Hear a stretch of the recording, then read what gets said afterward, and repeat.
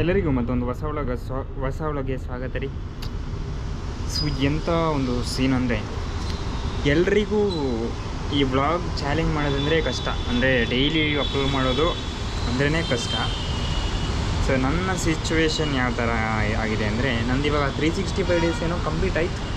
So ಅದಾದಮೇಲೆ ಇವಾಗ ಏನು ಮಾಡ್ತಾಯಿದ್ದೀನಿ, ಸುಮ್ಮನೆ ಏನೋ ಒಂದು ವಿಡಿಯೋ ಮಾಡಿ ಹಾಕ್ತಾಯಿದ್ದೀನಿ ಅಲ್ವಾ. ಸೊ ಇಲ್ಲಿ ಏನಾಗ್ತಾಯಿದೆ ಅಂದರೆ, ಎಲ್ಲರಿಗೂ ಹೇಳಿದ್ನಲ್ಲ, ಸೊ ವಿಡಿಯೋ ಮಾಡೋಕ್ಕೆ ಕಷ್ಟ ಆದರೆ ನಾನಿಲ್ಲಿ ಕನ್ಸಿಸ್ಟೆನ್ಸಿ ನಾನು ನಿಲ್ಲಿಸೋದಕ್ಕೆ ಕಷ್ಟ ಆಯ್ತಾಯಿದೆ ನನಗೆ. ಅದು ಬಿಡೋಕ್ಕೆ ಯಾಕೋ ಮನಸ್ಸೇ ಬರ್ತಾಯಿಲ್ಲ. ಇಲ್ಲ ಅಂದರೆ ಏನು ಮಾಡೋಣ ಅಂತಲೂ ಗೊತ್ತಾಯ್ತಲ್ಲ. ಇದಕ್ಕೇನು ಜಾಸ್ತಿ ಟೈಮ್ ಆಗ್ತಾಯಿಲ್ಲ ನಾನು. ಸೊ ಇವಾಗ ಕಂಟಿನ್ಯೂಸ್ ಆಗಿ ಒಂದು 5 ನಿಮಿಷನೋ 8 ನಿಮಿಷ ಮಾತಾಡ್ಬಿಡ್ತೀನಿ. ಇದನ್ನ ಅದನ್ನ ಎಕ್ಸ್ಪೋರ್ಟ್ ಮಾಡಿ ಏನಂದರೆ ಒಂದು 30 ಮಿನಿಟ್ಸ್ ಅಷ್ಟು ಟೈಮ್ ತಗೊಳ್ತಾಯಿದೆ ಅಷ್ಟೇ. 30 ಮಿನಿಟ್ಸು ಇಲ್ಲ ಸರಿಯಾಗಿ. ಸೊ ಇಷ್ಟು ಟೈಮ್ ಬಟ್ ಆದರೂ ಚೆನ್ನಾಗಿರೋ ವೀಡಿಯೋಸ್ ಅಂತೂ ಮಾಡ್ತಾಯಿಲ್ವಲ್ಲ. ಚೆನ್ನಾಗಿರೋದು ನನಗೆ ಇಲ್ಲಿ ಚೆನ್ನಾಗಿರೋ ವೀಡಿಯೋಸ್ ಮಾಡೋದಕ್ಕಿಂತ ಸೊ ಏನೋ ಒಂದು ಲೈಫನ್ನು ಸೇವ್ ಮಾಡೋವಂಥ ವೀಡಿಯೋಸ್ ಆದರೂ ಮಾಡಿದ್ರೆ ನನಗೆ ಆ ಬಾಳೆಹಣ್ಣು ಮೇಲೆ ಕಣ್ಣು. ಸೊ ಇನ್ನೊಂದು 2 ದಿನದಲ್ಲಿ ಮನೆಗೆ ಹೋಗಿ ಬರೋ ಅಷ್ಟೆಲ್ಲ ಯಾರಾದ್ರು ಕಡ್ದು ಬಿಡ್ತಾರ, ಅಷ್ಟೆಲ್ಲ ಸೀನ್ ನಂಗೆ ಗೊತ್ತಿಲ್ಲ. ಸೊ ಬಟ್ ಅದ್ರ ಮೇಲೆ ಕಣ್ಣಿರುತ್ತೆ. ಯಾವಾಗ ಇಲ್ಲಿ ಬರ್ತೀನೋ ಆವಾಗ ಅದನ್ನೇ ನೋಡ್ತಾ ಇರ್ತೀನಿ. ನಿಮ್ಗೆ ಕಾಣಿಸ್ತಿದೆಯಾ? ಅಲ್ಲೈತೆ ಅದು ದಿನ ಹೋದಂಗೆ ನೋಡಿದ್ರ ಇಲ್ಲೊಂದು ಪಾಠ ಕಲಿಬೋದು.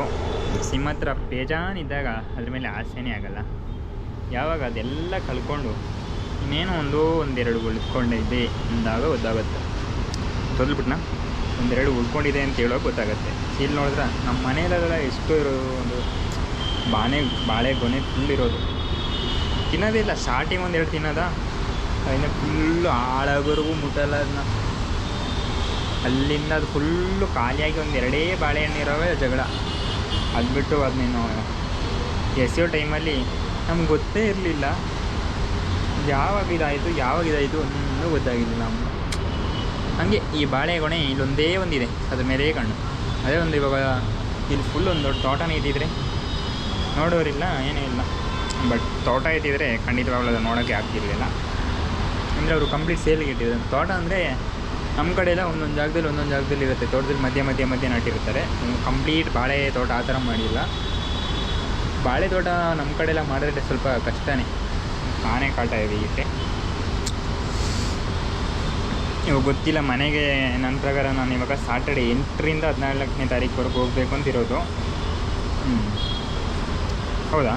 ಹಾಂ, ಸಾಟರ್ಡೆ. ಆವಾಗ ಏನು ಸೀನಾಗಿರ್ಬೋದು ನನಗೂ ಗೊತ್ತಿಲ್ಲ ಐತೆ. ಇವಾಗ ನಾನೇನೋ ಕೇಳಿದ್ದೀನಿ ಈ ಥರ ನನಗೆ ಸೀನ್ ಅಂತ. ಅದು ಬಿಟ್ಟರೆ ಇವಾಗ ಸ್ವಲ್ಪ ಬೇಗ ಹೋಗ್ತೀನಿ, ಒಂದು 10-15 ನಿಮಿಷ ಬೇಗ ಹೋದರೆ ಆಲ್ರೆಡಿ ಇವಾಗ ಎಷ್ಟು ಟೈಮ್ ಆಗೈತೆ. ಅಲ್ಲೇನು ಜಾಸ್ತಿ ಏನು ಮಾಡಲಿಲ್ಲ. ಸೊ ಇವಾಗ ಎಷ್ಟು ಗಂಟೆ? 5 ಗಂಟೆ ಅಂತೂ ಆಗಿರುತ್ತೆ ಅಷ್ಟೇ. ಸೊ ಜಾಸ್ತಿ ದೊಡ್ಡ ವೀಡಿಯೋ ಮಾಡೋದು ಬೇಡ. ಏನೋ ಒಂದು 1000 ವೀಡಿಯೋ ಮಾಡ್ತೀಯ ಗುರು ನೀನು. ಏನಿದು ಬಿಟ್ಟರೆ ಏನಾಗುತ್ತೆ?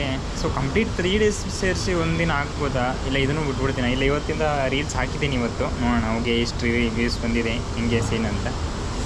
ಅದು ಬಿಟ್ಟರೆ ರೀಲ್ಸಲ್ಲಿ ಸ್ವಲ್ಪ ಫೋಕಸ್ ಮಾಡುತ್ತಾ ಇದ್ದೀನಲ್ಲ ಇವಾಗ. ಒಂದು ಟೈಮು ಯೂಟ್ಯೂಬ್ ಬಂದರೆ ಸಾಕು, ಇನ್ಸ್ಟಾಗ್ರಾಮೆಲ್ಲ ತಲೆಗೆ ಬರೋದಿಲ್ಲ. ಅದು ಪರ್ಫೆಕ್ಟ್ ಟೈಮಲ್ಲಿ ಇನ್ಸ್ಟಾಗ್ರಾಮ್ಗೂ ಸ್ಟಾರ್ಟ್ ಮಾಡಲಿಲ್ಲ, ಯೂಟ್ಯೂಬು ಅಷ್ಟೇ ಪರ್ಫೆಕ್ಟ್ ಟೈಮಲ್ಲಿ ಚೆನ್ನಾಗಿರೋ ಕಂಟೆಂಟ್ ಹಾಕಲಿಲ್ಲ. ನಾನು ಯೂಟ್ಯೂಬಲ್ಲಿ ಇದ್ದರೂ ಚೆನ್ನಾಗಿರೋ ಕಂಟೆಂಟ್ ಹಾಕೇ ಇಲ್ಲ. No never. ಒಂದೊಂದು ಚೆನ್ನಾಗಿದೆ ಗುರು. ನಾನು ಈ ಚಾನಲಲ್ಲಿ ಕೆಲವೊಂದು ಚೆನ್ನಾಗಿದೆ ಅನ್ಕೋತೀನಿ, 1-2-3. ಅದು ಬಿಟ್ಟರೆ ಬಾಕಿ ಎಲ್ಲ ಇಲ್ಲ ಅಷ್ಟೇ. ಏನು ಗೊತ್ತಿಲ್ಲ, ಅವತ್ತೊಂದು ಬಿರಿಯಾನಿ ತಿನ್ನಲ್ಲ. ಅವತ್ತು ಏನು ಸ್ಪೈಸಿ ಇತ್ತು ಅಂದರೆ ಅದು ಯಪ್ಪ, ಒಂದು ಬಾಯಿ ಇಡೋಕ್ಕಾಗಲಿಲ್ಲ. ಸೊ ಅವತ್ತಿಂದ ನನಗೆ ನಾಲಿಗೆ ಫುಲ್ಲು ಸುಟ್ಟೋಗಿದೆ ಅಂದ್ಕೊಂಡಿದ್ದೀನಿ. ಖಾರ ತಿಂದ್ಬಿಟ್ಟು. ಮತ್ತು ಲಿಪ್ಸು ಅಷ್ಟೇ, ಅದೇನೋ ಏನು ಹೇಳ್ತಾರಲ್ಲ, ಅದಕ್ಕೆ ಅನಸ್ತೇಷಿಯಾ ಹಾಕಿರ್ತಾರಲ್ಲ ಆ ಥರ ಬಿಟ್ಟಿದ್ದೆ ಲಿಪ್ಸಿಗೆ.